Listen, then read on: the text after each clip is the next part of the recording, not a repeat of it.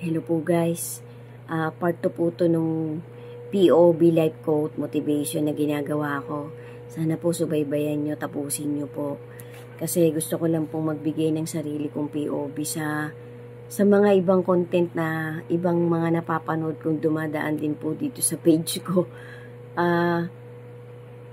Para po kasi ng mga tao ngayon talagang ang social media po napakalaki ng influensya sa isang tao.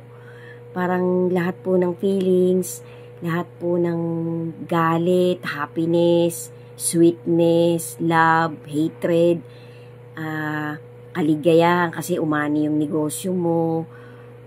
Parang lahat po ipinupost sa internet ng kahit sinong tao ngayon. Minsan po may mga mag-asawa po parang nagpapasaringan dito sa social media.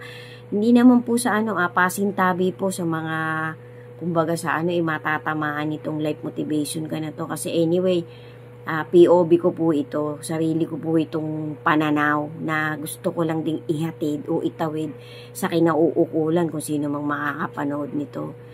Kasi sabi nga po dadating ang panahon na ang mga tao magiging parang sobrang mamahalin ng sarili niya. Parang instead of, sige pararaanin kita, sige uunawain na lang kita, siguro kaya mo to nagawa kasi may mga bagay-bagay kang gustong gawin mo na ikaw ang magiging masaya. Parang something like that po. Kasi sabi nga po ng Panginoon ang nagmamahal sa buhay niya o sa sarili niya ay mawawala nito. Subalit ang nagtatakwil ng buhay niya o ang hindi masyadong nagmamahal sa sarili niya, siya naman ay aanin nito. So malalim po, marami po yung tinutumbok yung salitang yan. Kasi biblically quotation po yan So yung iba po, kagaya po nung iba, mga nag-aaway, nagsasagutan sa social media. Tapos yung iba naman po, yung mga couple na parang yung isa parang may ipinagpalit dun sa isa. Parang something like that. Mga family matters po. Parang minsan po pagka pinapanood ko, nakaka-relate ako kasi sino po ba namang hindi dumaan sa mga struggles? Sino po bang sobrang linis ng pamilya? Sino po bang sobrang linis ng pagkatao? Wala po kahit isa, guys. Lahat po tayo may iba-ibang struggle sa buhay natin. Past life, present life, mga kung ano-anong stress araw-araw ng bawat isang human being. Para po sa akin, kaysa ibinobo ka pa ng isang tao sa social media, para po sa akin, mas okay pang i-pray mo na lang kung anong sitwasyon ng buhay mo. Pero although kailangan din po nating mag-release, kailangan din po natin ng isang kausap, ng isang mapapagkatiwalaan. Sabi nga po ng banal na aral ng ating Creator tumalima ka muna, sumunod ka muna sa akin bago sa tao. Yan po ang isang tumatak sa utak ko. Way back pa, almost 3 decades na po. Kasi mas maganda pong i-relate natin lahat sa ating Creator. Kasi mas i-direct po tayo ng salita niya, ng motivation niya. Although marami pong tao ngayon na talagang matatalino na magagaling magbigay ng advice. Madalas naman po kahit humingi tayo ng advice, kahit nga po doktor pang nag-a-advise sa atin ang kahuli-hulihan naman pong masusunod ng gusto natin, sarili pa rin natin Facts po yan. Realidad po yan. Real talk po to, guys. Kaso nga po, ang tao nga po kasi bumabaling muna kung saan-saan Inihuhuli niya po. Pinaka-last option po ng tao ngayong generation natin ay ang ating Creator. Kaya ang Panginoon po natin minsan nalulungkot. Minsan parang naghihinagpi siya kasi nga po kahuli-hulihan natin siyang nilalapitan.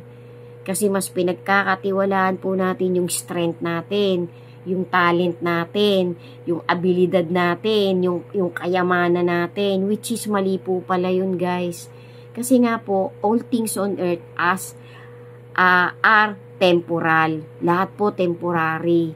So, mas okay na po para po sa akin ang best advice kong ibibigay sa mga sa mga nagre-release, nag-i-stress release ng kanilang mga nararamdaman, hatred, love, happiness, remorse, envy, kung ano-ano pa na inire-release nila sa social media para po sa akin. Well, anyway, lahat naman po tayo pwede nating gawin talaga. Malaya naman talaga po kahit sino kung anong gusto mo Sabi nga po ng Panginoon sa Proverbs, sa Kawikaan. Ewan ko po kung Proverbs 4 yan o Proverbs 1 o Proverbs 6.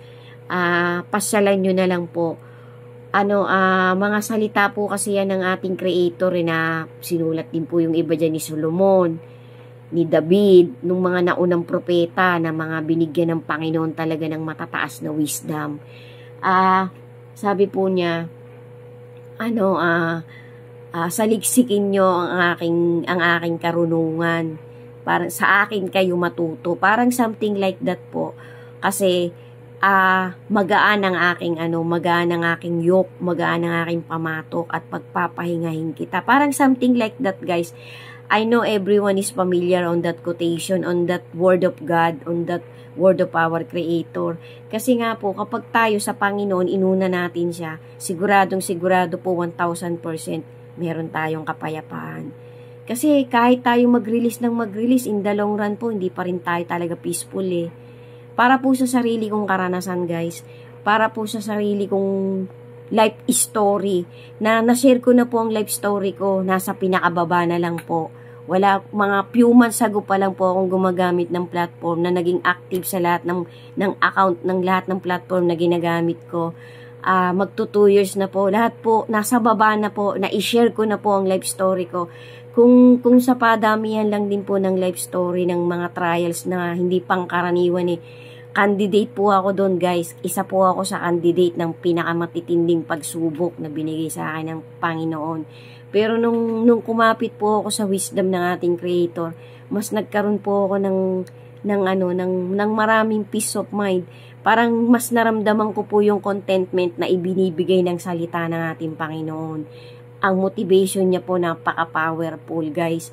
Believe me or not, guys, magtiwala po tayo 2,000%, 10,000% sa salita, sa makapangyarihang salita ng ating Creator. At bibigyan po talaga niya tayo ng kaliwanagan, ng pag-asa, ng contentment. Kasi yan lahat po ng ibinibigay na happiness, ng lahat ng things na nandito sa lupa ay napakabilis pong mawala. Pero yung ibinibigay po ng Panginoon, long-lasting. To God be the glory po talaga. Isa lang po itong real talk, isa lang po itong POV na sana po kahit katiting nakapagtawid ako sa makakakita ng content ko na to, ng maliit na motivation, ng maliit na dagdag ng faith ng taong makakakita ng content ko na to. To God be the glory po. Just added input lang po. I am a cancer survivor. I am twice cancer survivor. So, to God be the glory po talaga kasi pinalakas po ako ng Panginoon. Pinatatag niya po ako sa lahat ng hirap na dinanas ng buhay ko.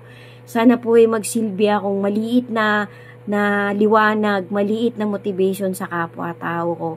Ibigay po natin lahat ang tiwala natin sa ating Creator kasi wala po tayong ibang kakapitan.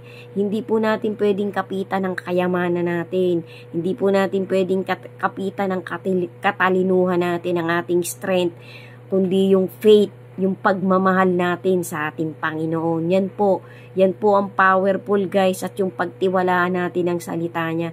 Kasi ang salita po ng ating Creator ay parang isang tabak na may magkabilang talim na tumatago sa paghihiwalay ng kaluluwa at espiritu. To God be the glory po. Sana po kahit papano nakapaghatid ako sa inyo ng maliit na motivation. Alisin na po natin yung hatred natin. Mabilis po tayong magpatawad. Alalahanin po natin na sabi ng Panginoon, akin ang paghihiganti. Sa Kanya po ang paghihiganti.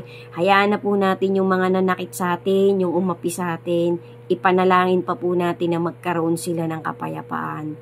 Thank you so much po for watching this content of mine. To God be the glory po. God bless us all. And always have steadfast faith to our Creator. Amen. Ingat po tayo palagi and always be ready. Amen.